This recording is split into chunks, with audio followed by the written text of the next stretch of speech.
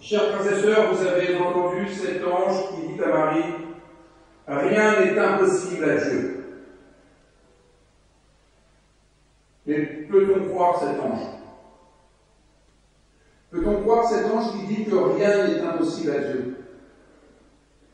Peut-on croire le messager de Dieu qui dit que rien n'est impossible à Dieu quand on voit l'état de notre monde ou qu'on examine tout simplement notre vie quotidienne?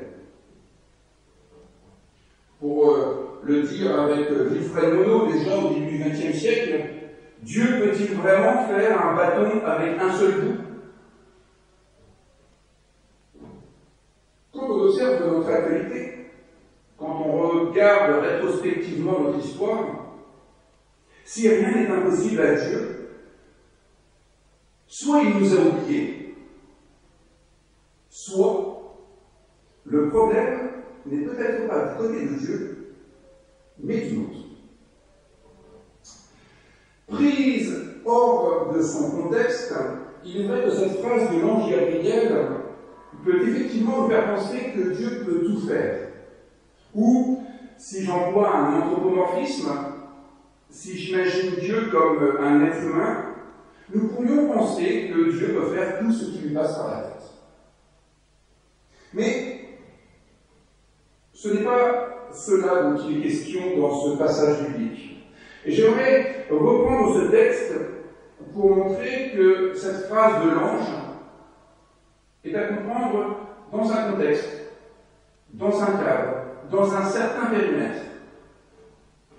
J'aimerais que nous réalisions que ce qui n'est pas impossible à Dieu, c'est de faire en sorte que ce qui peut arriver arrive effectivement. Prenons bien conscience de cela. Manifestement, Dieu veut s'incarner dans l'histoire humaine. Dieu veut partager la vie des humains au plus proche de leur existence. Et pour cela, la naissance de Jésus est envisagée comme la rencontre absolue de la condition humaine et de l'espérance divine. Dieu veut sauver les humains d'une vie qui n'en est plus une, alors Dieu fait surgir un être pleinement humain qui vivra pleinement l'espérance de Dieu qui veut le salut de tous. Ce qui explique que cet homme s'appellera Jésus, ce qui en hébreu veut dire l'Éternel sauve. L'Éternel sauve l'humain d'une vie qui n'en est plus une. Et prenons bien conscience que pour que cela arrive, il faut un ventre humain. C'est ce que dit notre texte en grec. Marie va concevoir dans son ventre, dit le texte grec. Et si nous voulons être au plus proche de ce texte grec, il me semble qu'il faudrait reprendre le verbe suambano pour le traduire par quelque chose comme Marie va rassembler dans son ventre. Le texte nous dit que Marie va rassembler dans son ventre. Elle va recevoir, lambano, plusieurs choses qu'elle va rassembler sur lambano. Et en rassemblant cela, elle va concevoir. Elle sera enceinte. Une enceinte contenant plusieurs choses. Vous voyez, l'évangile, c'est finalement assez simple. L'image est assez claire. C'est assez parlant. Pour dire ce qu'est la grossesse, le texte biblique ne théorise pas trop. C'est une image qui nous fait comprendre que Marie va vivre tout ce que vivent les femmes enceintes. Dieu ne choisit pas de faire venir Jésus sans un ventre qui l'accueille, et il ne choisit pas de faire venir Jésus sans plusieurs choses qui le constituent. Parce que Dieu ne peut pas faire un enfant sans que les choses se mêlent. Des corps, des paroles, des désirs, une espérance. Dieu ne peut pas faire un homme sans une humanité qui pourra le concevoir, le porter et le mettre au monde. Et voilà comment nous pouvons comprendre la limite de cette affirmation selon laquelle rien n'est impossible à Dieu. Nous pourrions la retraduire de la manière suivante. Rien de ce qui est possible à l'homme n'est impossible à Dieu. Et quand l'homme n'arrive plus à faire le b.a.-ba de l'humanité, Dieu est ce qui rend l'homme capable de l'accomplir à nouveau. Quand l'histoire de l'homme est en panne, quand l'avenir de l'homme est comme bouché, Dieu désigne ce qui relance l'histoire, ce qui ouvre à nouveau l'avenir. Mais Dieu ne crée pas à partir de rien. Dans ce texte biblique, comme dans le premier chapitre de la Genèse, Dieu ne crée pas à partir de rien. Il utilise ce qui est là, disponible. Dieu crée à partir de notre patte humaine, même quand elle est pleine de grumeaux, même quand elle n'est pas très onctueuse. Dieu ne crée pas à partir de rien, mais à partir du tohu-bohu qui est là. Dieu crée à partir de nos situations, même lorsqu'elles sont bien chaotiques. Quand il s'agit de donner à une situation ses pleines potentialités, rien n'est impossible à Dieu. Non seulement Dieu ne crée pas à partir de rien, mais sa puissance ne s'exprime pas sans le concours de l'homme, dit ce texte biblique, et plus précisément sans la foi des humains. Pensons à l'intégralité de l'histoire biblique. Pensons à l'histoire de l'alliance de Dieu avec les humains. Quand on pense aux difficultés pour que les humains vivent à la hauteur de l'espérance divine, et à tous les efforts qu'il faut déployer pour sauver l'homme de son incapacité à être simplement heureux, on mesure qu'il en aura fallu du temps pour qu'arrive Jésus-Christ. Pourquoi Jésus-Christ n'est pas arrivé plus tôt? Est-ce qu'on n'en avait pas besoin plus tôt? Quand on regarde l'histoire biblique, est-ce qu'il n'aurait pas été un peu généreux de faire venir Jésus un peu plus tôt dans cette histoire? Dieu serait-il cruel d'avoir attendu aussi longtemps? Surtout si rien n'est impossible à Dieu. L'hypothèse qui me semble la plus possible est qu'il a fallu attendre quelqu'un comme Marie, animé d'une foi unique en son genre. Pour que Jésus naisse, encore fallait-il que quelqu'un acceptât de mettre au monde, dans les termes de Marie, qu'il me soit fait selon ta parole. Qui parmi nous accepterait de mettre au monde Jésus? Même sans connaître l'histoire des évangiles. Mettre au monde le Fils du Très-Haut. Comme si on n'avait pas déjà suffisamment de soucis comme ça. Quand Marie dit qu'il me soit fait selon ta parole, ce n'est pas une parole de soumission, c'est une parole d'acceptation pleine et entière. Marie dit oui à l'ange, parce qu'elle dit oui au projet de Dieu, parce qu'elle se sent capable. Après sa rencontre avec l'ange, elle se sent capable de dire oui. Elle a suffisamment confiance en elle pour pouvoir dire oui au projet de Dieu. Et c'est ce dialogue avec l'ange qui est intéressant. C'est ce dialogue qui permet de susciter chez Marie une foi capable de dire oui, une foi capable d'adhérer au projet divin. Et la foi de Marie est absolument nécessaire pour que tout le reste de l'histoire arrive. Il fallait ce oui de Marie pour que l'histoire de la rencontre intime de Dieu avec l'homme puisse connaître ce moment ultime.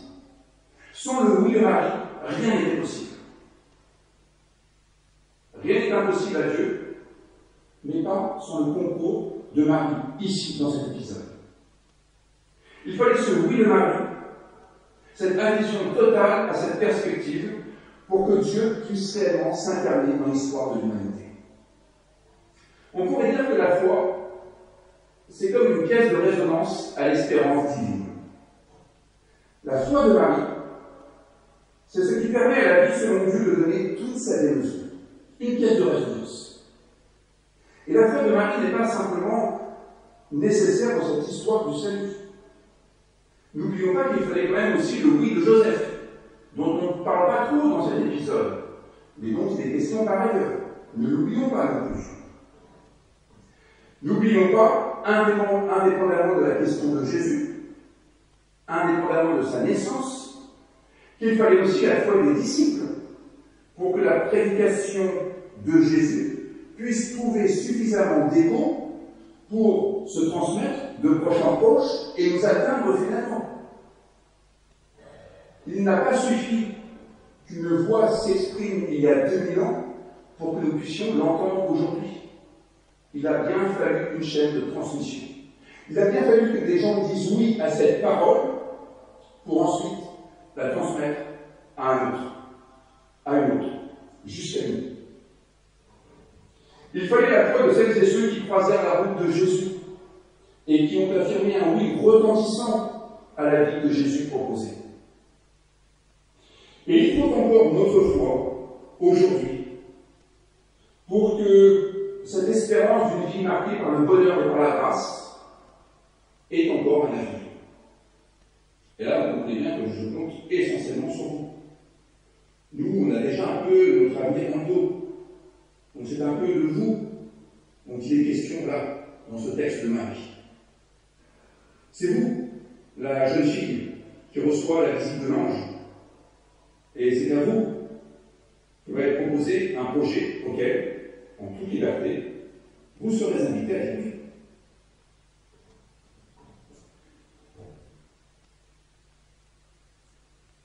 Notre foi est requise. Elle est requise pour que la vie en Dieu puisse s'épanouir largement. Notre foi, c'est-à-dire notre attachement viscéral à ce que propose l'Évangile, c'est-à-dire une vie libre, une vie profondément marquée par un amour inconditionnel. Eh bien, notre foi est nécessaire pour que l'Évangile ne reste pas à l'être morte. Si Dieu est ce qui permet de métamorphoser des faibles moyens en de grands résultats, encore faut-il que ces faibles moyens soient là et qu'il y ait un oui qui autorise Dieu à opérer cette métamorphose. La foi, c'est le fait d'autoriser Dieu à faire plus grand que ce que nous voudrions. La foi, c'est le fait d'autoriser Dieu à faire plus amplement, plus généreusement que ce que nous ferions seuls. La foi, c'est le fait d'autoriser Dieu à faire l'impossible de toutes nos possibilités en son vie. Et c'est là que l'ange a toute sa place. Alors, il me faut parler un peu de l'ange. Parce qu'il ne faudrait pas que vous repartiez en ayant encore l'idée que les anges sont des petits êtres entre ciel et terre, des petits êtres. Et des toutes joufflues d'un bon feu. Peu importe la forme de l'ange, mais pour ne pas trop tourner autour du pot, l'ange, c'est chacun de nous, lorsqu'il va faire le travail de l'ange dont nous allons parler nous. Ce que nous observons dans ce texte, c'est que la qualité de l'ange ne tient pas à son apparence, il tient à ce qu'il est capable de rendre possible justement. Et ce qui fait cet ange ici, c'est de réveiller de notre assoupissement. C'est de nous réveiller de notre vie tranquille, routinière, gentiment assoupie. Dans ce passage biblique, l'ange Gabriel entre sans frapper, sans crier gare. Et il parle sans détour, pas de diplomatie, il y va franco. Nous pouvons même penser que l'ange impose à Marie ce qu'elle va devoir faire, ce qu'elle va devoir vivre, du coup endurer. Mais souvenons-nous que Marie, à la fin, exprime son consentement en toute liberté, pour réaliser que l'ange ne parle pas à l'impératif, il parle à l'indicatif. Il n'impose pas, il propose, comme le plus souvent dans la vie. Je vous l'ai déjà dit, mais je vous le répète, souvenez-vous que les 10 paroles, le décalogue, n'est pas à l'impératif, mais au futur de l'indicatif. Dieu n'impose pas, Dieu indique. Et le messager de Dieu, Gabriel, n'oblige pas Marie à quoi que ce soit. Il lui ouvre les yeux sur une possibilité. Rien ni personne n'oblige Marie à dire oui, si ce n'est elle-même. La conscience de Marie n'est nullement violée, ni son corps d'ailleurs. Elle garde la main sur la succession des événements. Dieu propose et l'homme dispose. Rien de plus, rien de moins. Ce que fait Gabriel, c'est d'ouvrir les yeux de Marie sur ce qu'elle peut vivre. C'est un peu comme si vos parents vous disaient tout ce qu'il vous sera possible de vivre plus tard, moyennant le fait que vous disiez oui à vos études. Et quand celle qui est fiancée à Joseph, de la maison de David, dit qu'elle ne connaît pas d'homme, on a un peu envie de répondre à la place du messager divin. Et Joseph, c'est pour faire joli. L'ange est là pour ouvrir les yeux de son interlocutrice. L'ange est là aussi pour ressusciter son interlocutrice, la sortir de sa torpeur, de son assouplissement, pour la sortir de son demi-sommeil. Les anges sont ceux qui nous permettent de sortir de notre seule réalité, pour mieux apprécier le réel qui est autour de nous, et qui nous échappe si souvent, parce que nous avons du mal à voir le divin dans la vie. Nous sommes habitués à voir ce que nous connaissons. Nous sommes habitués à reconnaître ce que nous connaissons déjà, et c'est bien normal. Ce que nous ignorons, en général, on ne le repère pas. Or, Dieu est toujours du côté de l'inattendu. Et les messagers de Dieu ont donc pour fonction de nous aider à discerner la nouveauté de Dieu dans notre vie, dans un univers auquel nous sommes tellement habitués que nous n'y faisons plus beaucoup attention. Les anges sont là pour nous bousculer dans nos attitudes. Ils sont là pour déranger nos habitudes. Ils sont là pour nous sortir de nos ornières, des chemins tout tracés. Les anges sont comme des poteaux indicateurs qui disent qu'il y a aussi cette direction qui est possible. Et il se pourrait qu'elle ne soit pas moins intéressante que les autres. Les anges sont là pour nous faire prendre conscience qu'il y a des changements possibles, qui peuvent renouveler notre existence et celle de nos proches. Les anges sont ceux qui font découvrir des situations par lesquelles nous pouvons comprendre que nous sommes, nous aussi, capables d'innover, capables de faire preuve d'audace et de viser un peu plus haut que ce à quoi nous sommes habitués. Prenons l'exemple d'Élisabeth. Elle est vieille et elle est stérile. Et l'ange annonce à Marie qu'elle aussi attend un enfant. C'est l'argument a fortiori. Si Élisabeth, vieille et stérile, est capable de donner la vie, a fortiori, toi Marie, tu en es capable aussi. C'est l'argument a fortiori. Si vous avez été capable de faire cela, a fortiori, les autres le seront aussi. C'est un peu comme si Élisabeth avait ouvert la voie. Et Marie, du coup, savait que cette voie était ouverte et qu'elle pouvait l'emprunter elle aussi. Jésus, à sa manière, qui est le chemin, la vérité et la vie, ouvre le chemin pour que nous sachions qu'il est possible pour nous aussi de l'emprunter. C'est l'argument a fortiori. Là où nous pensons que ce que Jésus a fait n'appartient qu'à Jésus, les évangiles nous disent au contraire, Jésus a accompli ce que nous sommes nous-mêmes capables d'accomplir. Et cela, c'est l'ange qui nous rend capables de le percevoir. Dieu, c'est ce qui nous rend capables d'accomplir ce que notre timidité nous empêche trop souvent d'accomplir. Et rien n'est impossible à Dieu quand il s'agit de rompre ce qui nous retient d'être féconds, d'être un peu audacieux, de porter du fruit dans les différents domaines de notre vie quotidienne. Dieu, c'est ce qui rend les personnages bibliques suffisamment confiants pour qu'ils y aillent, pour qu'ils se jettent dans l'aventure, pour qu'ils entreprennent, pour qu'ils fassent avancer l'histoire un peu plus. Et Dieu, c'est ce qui suscite des messagers de la vie, des messagers de la confiance, des messagers de l'audace, pour que nous nous sentions nous-mêmes autorisés à dire oui. Oh, vous savez, c'est assez simple finalement. Il s'agit de dire oui à la vie, mais à la vie en pleine été.